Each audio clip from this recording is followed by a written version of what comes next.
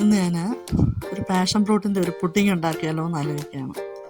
എന്നിട്ട് 1 കപ്പോളം passion fruit എടുത്തിട്ട് 1/2 കപ്പ് പഞ്ചസാര, അത് രണ്ടും കൂടെ മിക്സ് ചെയ്തിട്ട് നമ്മൾ ഗ്യാസിൽ വെച്ച് ഒന്ന് ചൂടാക്കുക. ഒന്ന് ചൂടായി ആ പഞ്ചസാര ഒന്ന് മെൽറ്റായി വരുമ്പോഴത്തേനും അത് മീഡിയം ഫ്ലെയിമിലിട്ടിട്ട് ഗ്യാസിൽ നിന്ന് അത് മാറ്റി വെച്ചിട്ട് പിന്നെ നമ്മൾ ചെയ്യേണ്ടുന്നത് ഒരു 1/2 കപ്പോളം കോൺഫ്ലോർ എടുക്കുക, പിന്നെ 1/2 കപ്പോളം പഞ്ചസാരയും അതിന് 1 കപ്പ് പാൽ ആദ്യം ഒഴിച്ചിട്ട് ഈ കോൺഫ്ലോർ, പഞ്ചസാര, ഈ പാലും കൂടെ ഒന്ന് നല്ലപോലെ ഇളക്കി കൊടുക്കുക. നമ്മൾ ഇളക്കി കൊടുക്കുമ്പോഴത്തേന് അതിനകത്ത് വല്ല തരിയോ കട്ടയോ ഒക്കെ ഉണ്ടെങ്കിൽ അതങ്ങ് ഇതാവാൻ വേണ്ടിയിട്ടാണ്. അത് നല്ലപോലെ ഇളക്കിയതിന് ശേഷം നമ്മൾ 1 കപ്പ് പാലും കൂടെ ഒഴിക്കുക. അപ്പോൾ മൊത്തത്തിൽ 2 കപ്പ് പാലാണ് ഇതിന് വേണ്ടുന്നത്.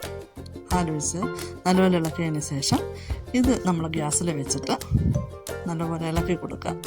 ഇളക്കി കൊടുക്കുന്നതെന്ന് വെച്ചാൽ ഒരുപാടങ്ങ് കുറുകുന്ന സ്റ്റേജല്ല, നല്ലപോലെ അങ്ങ് കുറുകണ്ട, ഒരു പരുവാകുമ്പോഴത്തേനും അത് ഇളക്കി കൊടുത്തിട്ട് നമ്മൾ മീഡിയം ഫ്ലെയിമിലിട്ടിട്ട് അത് വീണ്ടും ഇളക്കിയിട്ട് അത് മാറ്റി വയ്ക്കുക. മാറ്റി വെച്ചതിന് ശേഷം അപ്പോൾ നമ്മൾ ഈ മാറ്റി വയ്ക്കുന്നതിന് മുന്നേ ഈ പാഷൻ ഫ്രൂട്ട് നമ്മൾ മെൽറ്റാക്കി വെച്ചിട്ടുണ്ടായിരുന്നല്ലോ പഞ്ചസാരയായിട്ട്, അതൊരു 3-4 സ്പൂണ് ഇതിലോട്ടൊന്ന് ആഡ് ചെയ്തിട്ട് അത് ഇളക്കി കൊടുക്കുക.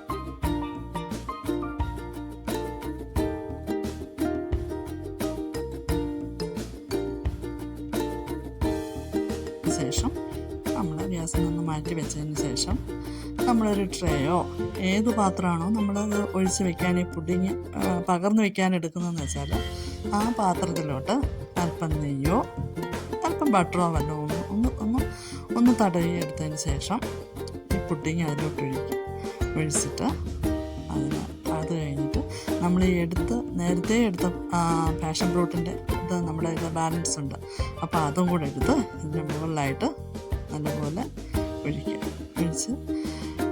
ഒഴിച്ചതിന് ശേഷം അത് കുറച്ച് നേരം ഒന്ന് തണുക്കാൻ വയ്ക്കുക. ആ ചൂടാറിയതിന് ശേഷം ഇത് നമ്മളെടുത്ത് ഫ്രിഡ്ജിൽ വെച്ചതിന് ശേഷം ഒരു 2 മണിക്കൂർ ഫ്രിഡ്ജിൽ വെച്ചിരിക്കുക. ഫ്രിഡ്ജിൽ വെച്ചതിന് ശേഷം 2 മണിക്കൂർ കഴിഞ്ഞ് എടുത്ത് നോക്കുമ്പോൾ തന്നെ നല്ല സെറ്റായിട്ട് നല്ല പുഡിങ് പരുവായിട്ട് അതിരിക്കും. ഫ്രൂട്ട് പുഡിങ്ങാണിത്. എല്ലാവരും ഒന്ന് ട്രൈ ചെയ്ത് നോക്കണം, നല്ലതാണ്.